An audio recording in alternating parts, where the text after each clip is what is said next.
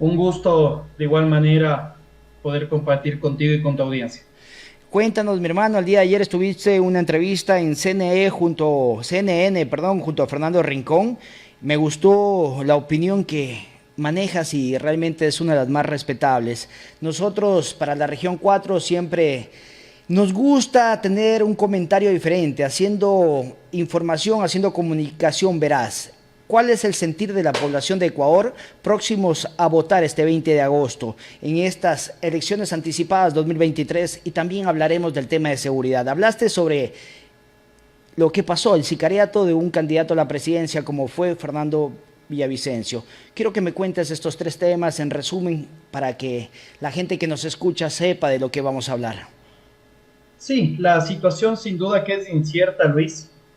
Creo yo que el asesinato de Fernando Villavicencio sin duda que va a influir en el resultado electoral. No creo que llegue a un punto en el cual toda la población se decante por votar por la lista 25. Sin embargo, pues sin duda influirá al respecto de los votos indecisos y eso habrá que ponerle atención. Asimismo, yo creo que los ecuatorianos vimos un debate que a pesar de sus falencias, pudo ser muy revelador sobre candidatos que tal vez no teníamos en el radar, como fue el caso de Jan Topic y Daniel Noboa. Y finalmente, pues, hay algo que tener en cuenta de cara a las elecciones del día domingo, es que es lo más probable que tengamos una segunda vuelta electoral.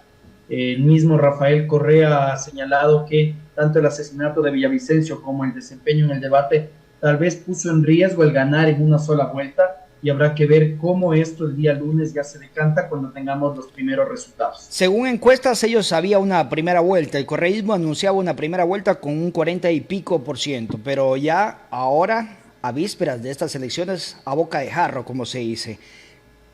¿Qué ha pasado con la votación indecisa? Bueno, lo que sucede es, creo que son varios factores. El primero es que los ecuatorianos hemos estado acudiendo a las urnas cada año, cada 2 años, y existe ya un hartazgo al respecto de la participación en procesos electorales, estamos cansados. Tenemos un hartazgo también al respecto de los políticos, los partidos y las instituciones públicas, porque no han dado respuesta a las necesidades que tenemos, y eso hace que esto se traslade a las elecciones. Creo que hay que poner las cosas sobre la mesa y decirlas como son. Seguimos votando en contra de alguien y no a favor de alguien. Exacto. Seguimos votando tal vez por el menos malo y no por una opción que realmente nos ofrezca soluciones y consenso. Y No eso hace votamos que por una... proyectos. Por ejemplo, los ecuatorianos no votamos por un proyecto. No, sin duda que eso desafortunadamente no ha existido y eso hace que también una gran cantidad de ecuatorianos quieran optar por el nulo o definitivamente hasta el día de hoy no han tomado una decisión y el día domingo cuando lleguen a las urnas tal vez harán más caso a su corazón, probablemente más caso a su hígado por la poca información que tenemos y decidamos en ese momento consignar el voto. Y eso termina trasladándose hacia las instituciones, aumentando su deslegitimación y su falta de credibilidad. Perdón que le corte, Marcelo, Patricio Espinel. En estos momentos, hace pocos 5 minutos, íbamos a hablar de seguridad. En Santo Domingo, aquí en el anillo vial, a pocas cuadras del CNM, confirman un motorizado que acaban de robar unos hornados riobambeñitos. Gente que se levanta muy temprano a trabajar, a emprender. Tú sabes, tú has pasado por Tierra Sáchila mucho tiempo, tienes familiares acá. Sabes que Santo Domingo se levanta siempre temprano a trabajar. Es injusto toda la ola de inseguridad que estamos viviendo. Es injusto que gente que se levanta a trabajar sean vacunados, sean extorsionados y encima los agredan, le partan la cabeza y salgan corriendo, les disparen. O sea, es un caos tremendo. Vivimos en zozobra, Marcelo. Disculpa que te haya cortado. Sin duda que lo que tú dices es cierto y creo que es pertinente abordar el tema, Luis. Y creo que tenemos que comprender a la inseguridad que atravesamos mediante dos aristas, mediante dos puntos de vista. El uno es que el país arrastra problemas estructurales, hay una desatención a las problemáticas sociales, es decir, tenemos índices de pobreza muy elevados, tenemos una dificultad de acceder a servicios públicos y eso lo que hace es alimentar a la delincuencia común. Y en esto quiero ser súper claro, la delincuencia común, la que vemos en el día a día, responde a estas fallas del Estado de forma estructural, la falta de presencia del Estado en las necesidades de la gente. Pero hay otro tipo de delincuencia, los que desafortunadamente están viviendo algunas provincias del país, entre esas Santo Domingo de los Áchilas. y es la presencia del crimen organizado. Es la presencia de bandas delictivas que a través de otro tipo de delitos lo que buscan es generar conmoción social. Las vacunas, los asesinatos a personas específicas visiblemente expuestas, no es más que una forma de demostrar el poder que pueden tener estas bandas de crimen organizado cuando las autoridades públicas no les permiten cometer sus fechorías. Y eso es algo que responde a un elemento más complejo que es el financiamiento de la política. Antes nosotros veíamos que las campañas políticas, que son caras, eran financiadas por el sector privado. Empresarios que buscaban que tras la elección de la autoridad que ellos financiaban, se devuelva este financiamiento a través de contratos. Consolidar sus contratos. Sus contratos con sobreprecio. Consolidar los contratos.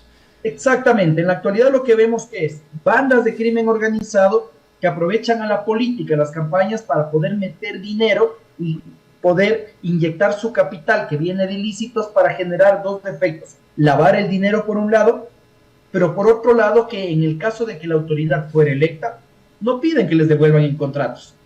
Lo que piden es que se hagan de la vista gorda del control, que les permitan circular la droga por las carreteras, que les permitan controlar a ellos los puertos y los aeropuertos para poder sacar aquellos ilícitos como por ejemplo las drogas, la madera ilegal, la minería ilegal, y de esta forma ellos poder seguir cometiendo sus fechorías. Pero ¿qué sucede cuando los gobiernos locales o nacionales no permiten que el crimen organizado realice sus actividades? Precisamente ahí vemos los atentados en contra de alcaldes, en contra de candidatos o en contra de estas personas políticamente expuestas, porque esto genera mayor conmoción social y nos da a los ciudadanos una idea de que el gobierno perdió el control, sin dejar de lado que estamos frente a un gobierno nacional que ha sido completamente inepto en la gestión de lo público y que los ciudadanos estamos enfrentando las consecuencias de esto. Es decir, este Estado fallido no ha tenido las oportunidades para la gente del sector vulnerable, que es la que realmente necesitaba la ayuda, y la falta de oportunidades genera esto, porque realmente tú sabes que el tema de prevención de salud, el tema de salud mental, madres solteras que no tienen oportunidades. Yo siempre he dicho, una beca para una madre soltera que en la asamblea se lo mande como proyecto, es parte de lo que estamos viviendo en Ecuador, y creo que el poder no está en el gobierno, el poder está en el pueblo. Ahí radica el verdadero poder, en las necesidades del pueblo. Pero hemos visto que estos políticos de ahora crean la necesidad para lucrarse a medida de saturar y de asquear a la gente, incluso de que muchos ya no se metan en el tema político, porque ser político hoy está tachado como delincuente de corbata. ¿Qué dices tú, Marcelo? Y es lamentable que tenemos políticos que no viven para la política, sino que viven de la política, y que al parecer el perennizar este tipo de desatención a los más necesitados es su forma de mantenerse en el poder, de mantenerse en el cargo. Yo creo que es claro que el actual gobierno no ha sabido dar respuesta adecuada a las necesidades sociales, y eso también se va a trasladar en un voto rechazo en este domingo. ¿Y a qué me refiero? A veces nosotros creemos que el voto únicamente es en contra del correísmo, y de hecho no. Nosotros tenemos un voto rechazo generalizado. Hay gente que vota por la opción opositora al correísmo porque considera que el correísmo cometió errores. Hay gente que vota en contra de la opción cercana al morenismo, como se señalaba que era Otto Sonnenholzer, porque también cometió errores. Y habrá una gran cantidad de gente que votará en contra de aquellos que fueron cercanos al gobierno de Guillermo Lasso. Entonces veamos cómo nuevamente se alimenta lo que decíamos hace un momento, Luis, de que el ecuatoriano vota en contra de alguien, no a favor de alguien. Y eso es por los malos gobiernos que seguimos teniendo. Que no nos vengan a engañar a decirnos que es que antes estábamos mejor. Exacto. No hemos tenido gobiernos que estén a la altura de las necesidades de la población. Yo conversaba con alguien hace 2 días y realmente no hemos tenido la suerte de tener buenas autoridades, realmente. Es una lástima decir que hemos tenido brillantes autoridades. Cada uno a su manera hemos tratado de llevar las riendas y votar de acuerdo a cómo nos gusta o de acuerdo a la conveniencia. El correísmo impugna candidatura de Zurita, urgente. El correísmo sacaría a Zurita de la contienda electoral. Impugnó ayer a medianoche la candidatura de Cristian Zurita a la presidencia de la República. Alega que está afiliado a otra organización política, lo cual él desmintió que no ha estado con el Movimiento Construye desde que inició. Dice, ¿qué crees tú que lo que se venga adelante? ¿Qué es lo que va a pasar? Porque realmente me preocupa. Mucha gente va a ir a votar y no sabe ni siquiera por qué va a votar. Muchos no saben del tema del Yasuní, del Chocoandino, no saben nada de esto, por ejemplo. ¿Cuál es tu opinión hacia la comunidad de Santo Domingo, hacia la comunidad de la región, tu mensaje como joven, Marcelo, como una persona que realmente has estado en un sector estratégico? Tú siempre has estado en las luchas sociales, estás en la ciudadanía y desarrollo, promover y defender el Estado de Derecho, dice, la democracia y la transparencia. Lo tomé dentro de tu perfil, eres un abogado liberal, máster en gobierno y gestión pública, subdirector de, ¿cómo se llama?, se me fue por aquí, de Ciudadanía y Desarrollo, de Transparencia. Cuéntanos un poco de esta trascendencia que has tenido tú y de esta influencia con tu mensaje hacia la comunidad. Mira, mi querido Luis, los candidatos nos los ponen los partidos políticos, pero somos los ciudadanos quienes nos elegimos. Si tenemos una mala Asamblea Nacional, la responsabilidad no recae únicamente en los políticos, sino también en los ciudadanos. Mientras nosotros no vayamos hacia un voto informado y responsable, difícilmente vamos a poder cambiar la realidad que estamos enfrentando en el día a día. Mientras no le demos la importancia debida al elegir a nuestras autoridades, no vamos a encontrar esas respuestas que buscamos. A la larga, los ecuatorianos y sobre todo la gente de Santo Domingo no solo tendrá que escoger al presidente de la República, sino también asambleístas. Y es importante que identifiquemos quiénes son estos candidatos asambleístas para que se puedan ver bien representados. Estos asambleístas serán los que tendrán que aprobar las leyes para que se pueda, por ejemplo, perseguir de una forma mucho más eficiente a los criminales, que no existe impunidad, que se pueda garantizar el desarrollo productivo de la provincia. Pero si es que nosotros creemos que todo está en las manos del presidente, difícilmente vamos a poder cambiar esta realidad. Y ahí también entra un aspecto que es importante: exigir a las instituciones que cumplan con la ley. En este caso, la Delegación Provincial Electoral de la provincia de Santo Domingo de los Áchilas, que está adscrita al Consejo Nacional Electoral, tiene que garantizar un voto informado. Si es que la delegación provincial no está entregando información a la ciudadanía sobre quiénes son los candidatos, cuáles son sus propuestas, están incumpliendo con sus funciones. Es necesario que les exijamos que entreguen esta información. Ojalá que el día domingo, asimismo, no existan altercados, no exista violencia. En ningún país debería existir violencia en el marco de un proceso electoral. Un proceso electoral antes era alegría, era motivo de fiesta, era la llamada fiesta democrática. Exacto. Y ahora, en cambio, los ecuatorianos tenemos miedo de ir a votar. Entonces, la autoridad electoral, de la mano de las Fuerzas Armadas y la Policía Nacional, tienen que dar las garantías necesarias. Ojo con esto, no solo a los candidatos, a todos los ciudadanos, para que el día domingo podamos acudir a las urnas de forma pacífica, de forma tranquila y sobre todo que se garantice absoluta transparencia en los resultados. Marcelo, usted cree mucho en la socialdemocracia. Usted ya tiene su voto clarito, yo lo sé, el voto es secreto y no se lo voy a preguntar por respeto, pero quiero que me diga, dentro de las propuestas, en este debate que usted vio, para usted, ¿qué candidato sacó los 10 puntos? Yo creo que hubo puntos destacables en varios candidatos. Sin duda que, al menos en el discurso, en la oratoria, pudimos destacar la presentación de Jan Topic.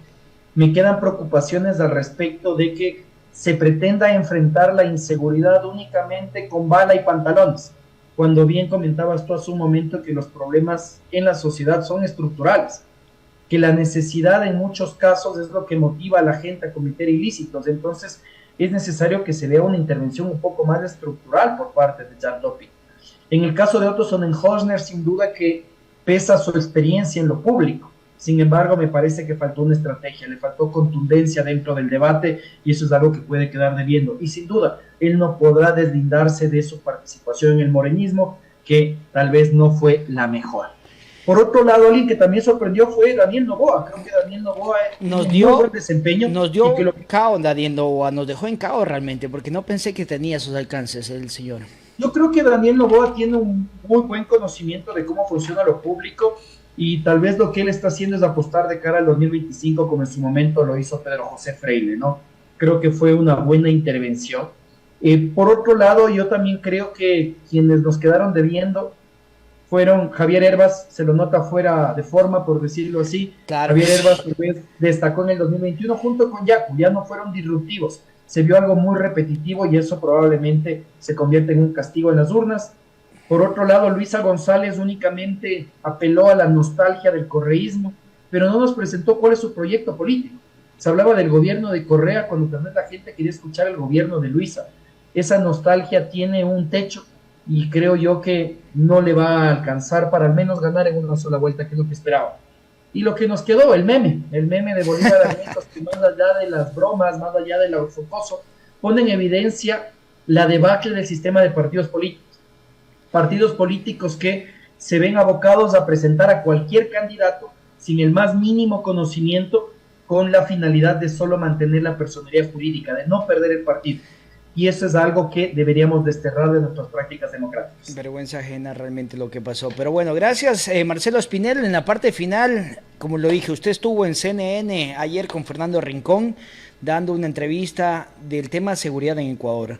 El expresidente Rafael Correa dice en entrevista con Sonorama, aseguró que Fernando Villavicencio fue asesinado por un complot porque estaba en un cuarto o quinto puesto y era más útil muerto que vivo. Correa apuntó a María Paula Romo y a Patricio Carrillo. Es lo que me remito a lo que está en redes sociales, en la página de la Posta, ustedes lo pueden encontrar. Vieron que Villavicencio era más útil muerto que vivo y lo asesinaron en un complot. Yo creo que es muy peligroso, hasta cierto punto incluso irresponsable, teorizar al respecto de quién estuvo o no detrás de la muerte de Fernando Villavicencio. Yo creo que es necesario que la justicia en todos sus niveles esclarezca lo sucedido, que la fiscalía y el orden jurisdiccional determinen quiénes son los responsables, que al mismo tiempo creo yo que es claro para todos que hubo negligencia por parte de la Policía Nacional y eso tiene que ser auditado y sancionado. Pero también me queda un sinsabor, Luis, y es el hecho de que hoy por hoy los ecuatorianos más confiamos en la presencia de los agentes del FBI y tal vez de lo que se está filtrando de Colombia que aquello que puede resultar de la justicia nacional. Ojalá que por el bien del país, no solo por la memoria de Fernando Villavicencio, sino por un respeto a todos los ecuatorianos, podamos conocer la verdad. Y ojo con esto, no solo del caso de Fernando Villavicencio, pues en este proceso electoral, desde que se convocó el 24 de mayo, han existido al menos 5 atentados contra la vida de políticos en el país. No dejemos pasar, por ejemplo, la muerte de Agustín Intriago y dentro de este contexto electoral, alcalde de Manta, así como también del dirigente de la Revolución Ciudadana en Esmeraldas. Todos los seres humanos, a la larga, no merecen este suceso que desafortunadamente han atravesado estos al menos 5 candidatos y todos merecemos que se sepa la verdad. Ojalá que tengamos un buen resultado de esto y que esta espiral de violencia que hemos atravesado llegue a su fin. Todos esperamos eso, mi estimado Marcelo, como lo digo, con mucho cariño y respeto, como siempre. Desde la época de la universidad hemos conversado temas políticos, donde tal vez en unos no hemos tenido coyuntura, pero siempre nos une ser personas de bien. Siempre hemos querido que el Ecuador sea un estado de bien, que vuelva la paz. Somos gente hospitalaria, gente trabajadora. En Santo Domingo ya no podemos vivir más, hermano. No puedes transitar tranquilo. Es una cosa, vivir así es horrible. Pero bueno, dice, yo quiero preguntarle a Fausto Salinas, ¿qué hizo ingresando a la sala de emergencia de la Clínica de la Mujer a tomar fotos a Fernando Villavicencio? Esto dijo Cristian Zurita, precandidato a la presidencia. O sea, hay tela, mucha tela por cortar, como lo digo. Y hoy día el Consejo Nacional Electoral resolverá hoy si acepta o no la candidatura de Cristian Zurita por la presidencia de Ecuador. He convocado al Pleno del CNE a las 20 horas de hoy para resolver sobre la candidatura de Cristian Zurita del Movimiento Construye. Las áreas técnicas del CNE analizarán la propuesta de cargo y descargo para emitir una resolución. Diana Atamaín, presidenta del CNE. Su comentario final. Pues sí, yo creo que estamos en ascuas de esta resolución del Consejo Nacional Electoral. Creo yo que también el Consejo Nacional Electoral tiene que considerar que esta es una situación extraordinaria para lo cual no se deben aplicar los regímenes ordinarios. porque si es que esto no tiene resolución, me refiero a la impugnación en contra de Cristian Zurita, lo que podría suceder es que el Consejo Nacional Electoral no pueda anunciar los resultados de la elección el día lunes y que esto tenga que extenderse hasta que se resuelva esta impugnación. Esperemos que, por el bien de nuestro país, por la estabilidad y por la democracia, no suceda un escenario en el cual los ecuatorianos vayamos a votar el día domingo con incertidumbre sobre si es que quien estamos eligiendo es o no Cristian Zurita, o en su defecto quien tenga que ser reemplazado después. Usted tranquilo, mi hermano, que la gente de alma bonita, tarde o temprano, las cosas les sale bien y nos llegan cosas bonitas. Yo creo que Ecuador tiene gente buena, gente bonita, y a Ecuador le tienen que suceder cosas buenas. Su voto en el tema del Yasuní, en eso sí no lo quiero dejar. Quiero que usted me diga, ¿va a votar sí o no? Realmente, y te voy a ser muy honesto, me gustó mucho el razonamiento de Daniel Noboa. Daniel Noboa, más allá de inclinar su voto sobre la conservación o no de la naturaleza, puso en evidencia con cifras que la explotación del Yasuní no es rentable económicamente para el Ecuador, que más nos termina costando a la postre la extracción del petróleo que los dividendos que estamos recibiendo. Y a la larga eso es ineficiente para el Estado y no garantiza que podamos solventar las necesidades que nosotros hoy por hoy atravesamos. En mi caso, yo voy a votar en contra. Yo creo que en este caso, y me refiero en contra, que se mantenga el petróleo bajo tierra por estas dos consideraciones, la consideración económica y sin duda esta consideración ambiental. Y en el caso de Pichincha sucede lo mismo. En el caso de Quito específicamente tendremos una consulta adicional que es la minería ilegal en la zona del Chocó Andino, la zona de Negalito y Paco. Desafortunadamente se están realizando operaciones mineras ilegales allá, que están poniendo en riesgo no solo la naturaleza, sino también la tranquilidad de la gente que vive en la zona. El crimen organizado ha penetrado en la minería ilegal y eso está produciendo efectos negativos sobre esta población. Por donde se aplasta hay pus, hermano, lastimosamente. Sí, es eso. Entonces, en ese sentido, el Yasuní, yo creo que hay que conservar la naturaleza si es que podemos hacerlo y al mismo tiempo recordar que nos están engañando, no nos está dando los réditos económicos que tanto se anunció.